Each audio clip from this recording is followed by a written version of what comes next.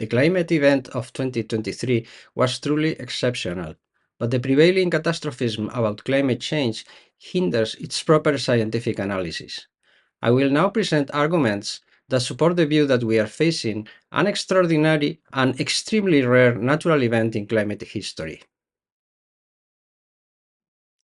Since the planet has been warming for 200 years, and our global records are even more recent, every few years a new warmest year in history is recorded. Despite all the publicity given each time it happens, it would really be news if it didn't happen, as it did between 1998 and 2014, a period popularly known as the poles.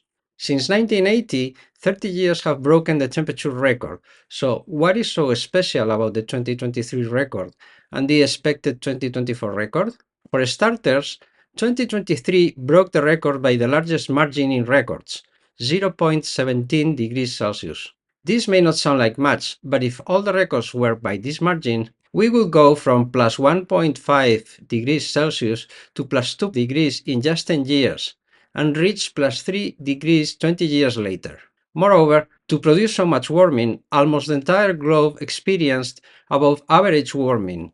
2023 was a year of real global warming, although most of the warming occurred in the northern hemisphere.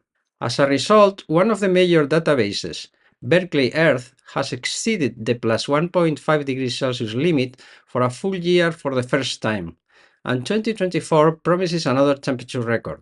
Crossing the dangerous warming threshold so early has caused some confusion, exacerbated by the fact that not much difference seems to be noticeable. Even Arctic ice remains above the average of the last decade. And if we've already crossed the line and the climate is beyond repair, what's the point of trying? But the authorities have been quick to point out that even if we are about plus 1.5 degrees Celsius in 2023 or 2024, we will not have crossed the threshold. There is a catch. The global temperature is not the temperature of 1 month or 1 year, but the temperature of the linear trend of the last 30 years, which, according to the European Copernicus system, is plus 1.28 degrees Celsius and is expected to exceed plus 1.5 degrees in 10 years. In June 2023, the North Atlantic experienced a heat wave unprecedented in 40 years, with temperatures 5 degrees Celsius warmer than usual. Carlo Buontempo, the director of Copernicus, said that the world was entering uncharted territory and that we have never seen anything like this in our life. To understand what has puzzled scientists so much, it is necessary to look at the evolution of the temperature of the Earth's oceans throughout the year since 1979. On average, the Earth's oceans are warmest in February-March and coldest in October-November, with an intermediate maximum in August. This is an annual cycle caused by the tilt of the Earth's axis, the arrangement of the continents, and seasonal changes in atmospheric circulation and albedo. A cycle that has never been broken as long as measurements have been kept, until 2023. This year shows an accentuated warming since January, leading to daily temperature records since the beginning of April. But what is absolutely astonishing is that the ocean continued to warm in June and July and reached an annual maximum in August, something that has never happened before. And the warming through August is staggering, about 0.33 degrees Celsius above the 2016 record, which is huge for the ocean. After that, the annual cycle begins to behave normally, but at a much higher temperature, which is slowly falling. In June 2024, after 415 days of record temperatures, the ocean is still about 0.2 degrees warmer than it should be. Buontempo means good weather in English, and his phrase, "we have entered uncharted territory," has become very popular. However, it assumes that we have reached and will remain in this situation, whereas the data suggests that this is a one-off anomaly with diminishing effects. For now, it tells us that nothing dramatic is happening as we approach the politically established warming threshold. Gavin Schmidt, director of NASA's Climate Monitoring Institute, also uses the expression uncharted territory when he explains that the 2023 anomaly worries scientists, saying that climate models cannot explain why the planet's temperature suddenly spiked in 2023. Not only was the temperature anomaly much larger than expected, but it occurred months before the onset of El Niño. In his own words, the 2023 temperature anomaly has come out of the blue, revealing an unprecedented knowledge gap, perhaps for the first time since about 40 years ago. It could imply that a warming planet is already fundamentally altering how the climate system operates, much sooner than scientists had anticipated. So, according to Gavin, we could have broken the climate and the models would no longer work. Instead of abandoning science for wild speculation, let's examine the possible factors responsible for the abrupt warming that Gavin Schmidt dismisses by saying they could explain at most a few hundredths of a degree, for which he has little evidence. El Niño is unlikely to be responsible for the simple reason that such abrupt global warming is unprecedented in our records, and El Niño has many precedents. In addition, El Niño warms a specific region of the equatorial Pacific and primarily affects the Pacific, while the 2023 event warmed parts of the North Atlantic to an extraordinary degree. This does not prevent scientists like Jan Esper and Ulf Bungen from saying that 2023 is consistent with a greenhouse gas-induced warming trend amplified by an El Niño. They clearly did not examine the data before writing this, nor did the reviewers of their Nature paper. The relationship between the temperature of the equatorial Pacific and that of the global ocean during an El Niño is shown in this figure. The temperature anomaly in the Pacific Niño 3.4 region shows the very strong Niños of 1983, 1998, and 2016, and the strong Niños of 1988, 1992, 2009, and 2024. The years correspond to the month of January during the event. When the satellite global ocean temperature anomaly is plotted without its long-term trend, we observe a very close correspondence. The long-term trend responds to other causes, but the temperature variations correspond to the export of heat from the equatorial Pacific to the rest of the globe. We also observe two things. The first is that the correspondence fails in two periods. In 1992, as a result of the Pinatubo eruption a year earlier, and in 2024. The second observation is that in all strong or very strong Niños, the source of the heat, the equatorial Pacific, warms earlier and warms more or as much in relative terms as the global ocean warms later. This does not happen in the 2024 El Niño. The warming is simultaneous and greater than it should be outside the equatorial Pacific. The Pacific Decadal Oscillation, PDO, is often described as a long-lived pattern of climate variability similar to El Niño in the North Pacific. And this is evident when we compare the two after removing a long-term trend that the PDO should not have. The agreement is very strong, and again we see a significant anomaly in 1991 due to the Pinatubo eruption. But even more important is the anomaly in 2023-24, when the PDO shows extraordinarily small changes and remains negative when it should be positive. To understand this response, one must consider that the warm phase of the PDO requires the Northwest Pacific to be cold, but as we have shown above, the Northwest Pacific was very warm in 2023, causing the PDO to remain in a cold phase. A negative phase of the PDO during El Niño is unprecedented and categorically rules out El Niño as the cause of the abrupt warming that has puzzled scientists. In fact, it is possible that the ocean warming that began in March 2023 was the cause of the 2024 El Niño by weakening the trade winds in the equatorial Pacific. I'd like to thank Charles May for bringing this data to my attention and for doing such an excellent job analyzing it each month. Another possibility that is under consideration is the reduction of sulfate aerosols as a result of the change in marine fuel regulations in 2020. The reduction in sulfur emissions since the late 1970s is considered a significant warming factor by reducing emissions of shortwave radiation reflected from the atmosphere. However, the reduction in sulfur dioxide emissions from marine fuels since 2020 is estimated at 14% of total emissions. A recent study, still under peer review, used a climate model to calculate that sulfur emissions reductions from 2020 could cause a global warming of 0.02 degrees Celsius in the first decade. Since the warming in 2023 was 10 times greater, it is difficult to believe that emissions reductions since 2020 could have been a major factor in the abrupt warming in 2023.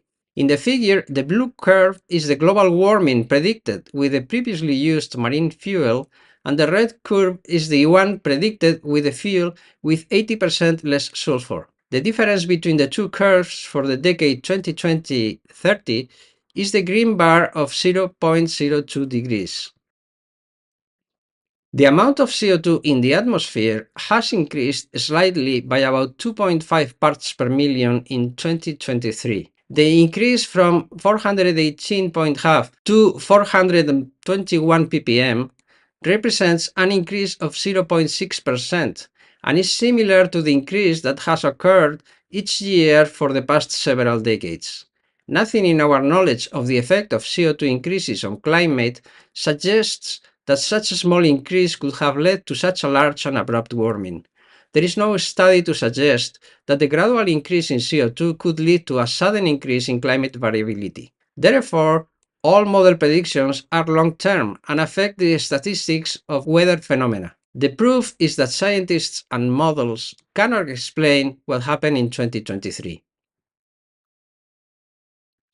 Just over a year before the abrupt warming, in January 2022, an extremely unusual volcanic eruption took place in Tonga. How unusual? It was an eruption of V5 explosivity, capable of reaching the stratosphere, which occurs on average every 10 years. There have been a number of eruptions with V5 or higher in the last 200 years, although not all of them have affected the global climate. This figure shows with dots the date they occurred and the elevation at which the volcanic cone was located. The yellow bars show the distribution of eruptions in 500-meter elevation bins. The Tonga eruption was a submarine explosion at very shallow depths, about 150 meters below the surface. It ejected 150 million tons of water into the stratosphere. In our 200 years of records, there is only one another submarine eruption with wave 5, which occurred in 1924 off the Japanese island of Iriomote, at a depth of 200 meters and did not affect the atmosphere. Only surface effects were observed. NASA scientists believe that the Tonga explosion occurred at the right depth to project a lot of water into the stratosphere. This depth is indicated by the red line, so the Tonga eruption is a once in 200-year event, probably less than once in a millennium.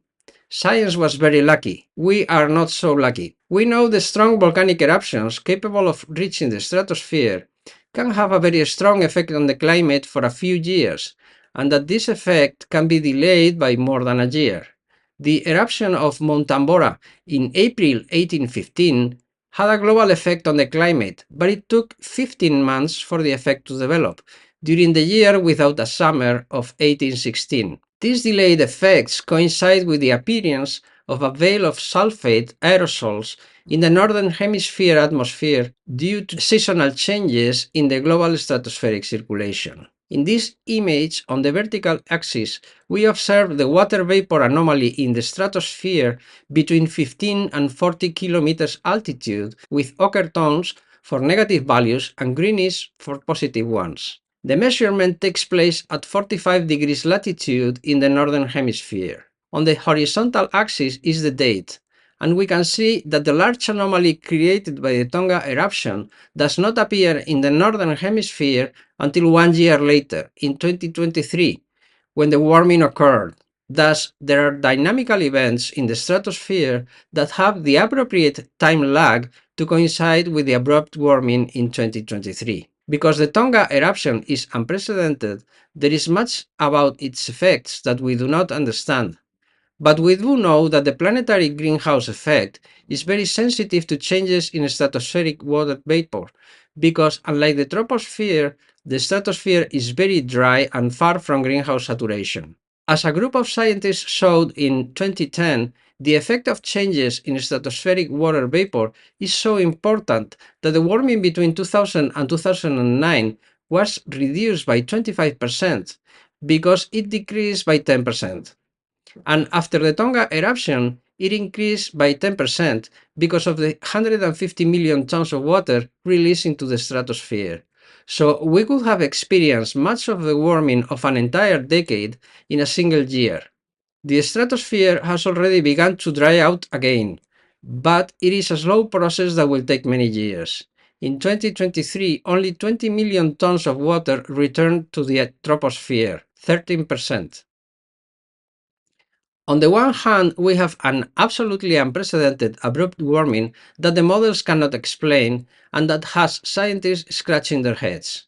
Such anomalous warming cannot logically respond to the usual suspects: El Niño, reduced sulfur emissions, or increased CO2, which have been going on for many decades. On the other hand, we have an absolutely unprecedented volcanic eruption, the effects of which we cannot know, but which, according to what we know about the greenhouse effect, should cause significant and abrupt warming. Of course, we cannot conclude that the warming was caused by the volcano, but it is clear that it is by far the most likely suspect, and any other candidate should have to demonstrate its ability to act abruptly with such magnitude before being seriously considered. So why do scientists like Gavin Schmidt argue, without evidence or knowledge, that the Tonga volcano could not have been responsible? If the effect were cooling, the volcano would be blamed without a second's hesitation. But significant natural warming undermines the message that warming is the fault of our emissions. Let's listen to the UN Secretary General in a recent speech. Dear friends of the planet, today is World Environment Day. It is also the day that the European Commission's Copernicus Climate Change Service officially reports May 2024 as the hottest May in recorded history. This marks 12 straight months of the hottest months ever. For the past year, every turn of the calendar has turned up the heat. Our planet is trying to tell us something, but we don't seem to be listening. But like the meteor that wiped out the dinosaurs, we are having an outsized impact. In the case of climate, we are not the dinosaurs, we are the meteor. We are not only in danger, we are the danger. The truth is, global emissions need to fall 9% every year until 2030 to keep the 1.5-degree limit alive. They avoid talking about this warming being natural because it contradicts the false message that the warming is entirely the fault of our emissions. It is more useful for them to talk about how we are entering uncharted territory and need to redouble our efforts to urgently reduce our emissions. It is more useful for them to mislead people than to tell them that this 0.2 degrees Celsius is perfectly natural and that they just need to wait a few years for the extra warming to disappear. This is not the era of global boiling, it is the era of global lying.